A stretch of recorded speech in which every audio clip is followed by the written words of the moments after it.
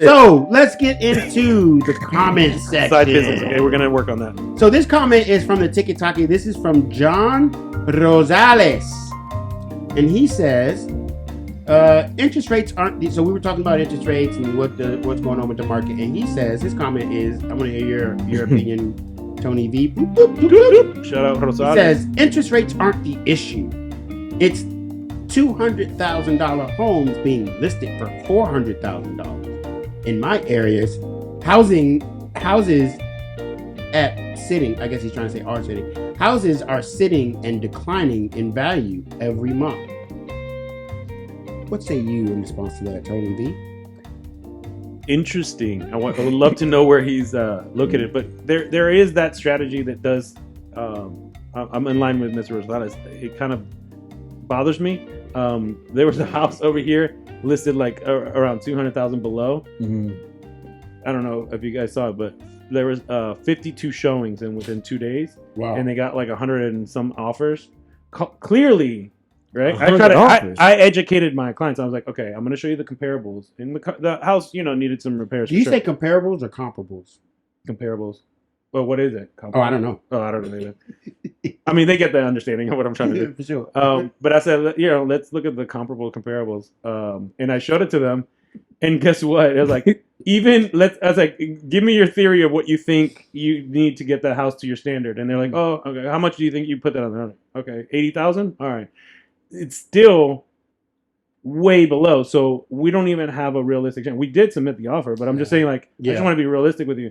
Somebody else with the cash is going to come in and do the same thing and then relist it at the market. His comment is basically saying that 200,000 the houses are being overpriced. He's saying that the actual value of the house should be 200, and he's saying that people are listing them for 400,000, even though in his opinion it's actually only worth 200,000. Got you. I was under the impression, like, that strategy, which I hate. Listing it low and then letting it bid up and everything. No, he's saying basically $200,000 houses are the real problem that are being way, in his opinion, overpriced.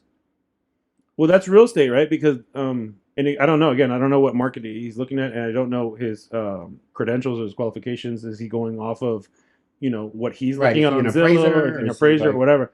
But it is supply and demand, and that's really the biggest issue that we've been kind of underlining talking about. I agree with you on the supply and demand. I think that kind of we touched on it a little bit earlier, but I think that it goes back to this looking for the unicorn market where he's saying, well, this house is actually only worth 200,000 and they got it priced for 400,000.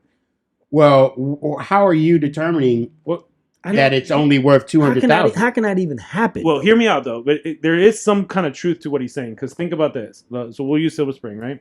Silver Spring, Rambler, 3 bedrooms, maybe 2 baths, maybe 1 bath, and then you take that same house, right, and you go to Hagerstown. Now that house is substantially lower. And you take that same house and you go to Salisbury, the house is lower. So maybe that's what he's referring to. I understand the intent, but it's not correct to me, because using that same example, if you put the same house at the bottom of the Atlantic Ocean, it's going to be worth way less than 200,000. If you put it in the middle of Los Angeles, California, in Beverly Hills, it's going to be worth $2 million. So that's what I'm saying. He's saying that the actual value of the house is being listed at. It's supposed to be selling for 2 in his eyes. And I think that comes from the unicorn belief system that, this house isn't actually worth that. But if it's priced at 400,000 and everything else in the neighborhood is selling at 400,000,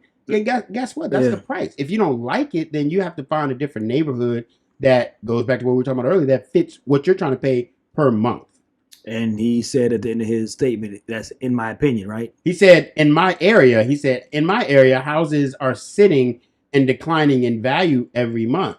And I guarantee, I don't know your area, I don't know your market, but real estate is hyper local. Yeah, correct. But I guarantee in your area there are houses selling that are selling appropriately and that are not declining in value. That's a huge disparity too. So that's kind of like a loaded question without having more information. Because I think he's exaggerating a little bit. Yeah, because that's a huge disparity. It's for somebody to come, like, let's say that's the case, right? Someone is like, I want 400. Like, oh, okay, let's put it for 400. And everyone's selling for 200. I don't know. Yeah, okay. Could be. If you want to put it on for 400, Yeah. go for it. But he also But the market is gonna referencing tell- something. Sorry, man. Yeah, no, you're exactly right. He's also referencing something like that they're reducing your price, and that's a lot of confusion out there too, right? When you're looking at these websites, and that's why you should always go to myvistaproperties.com. But if you're looking at these like marketing websites, Zillow, Redfin, it's me, Tony V, or any of us, no, reach out to an actual agent and an agent that knows, because I'm going all over the place. All right, let me finish the statement.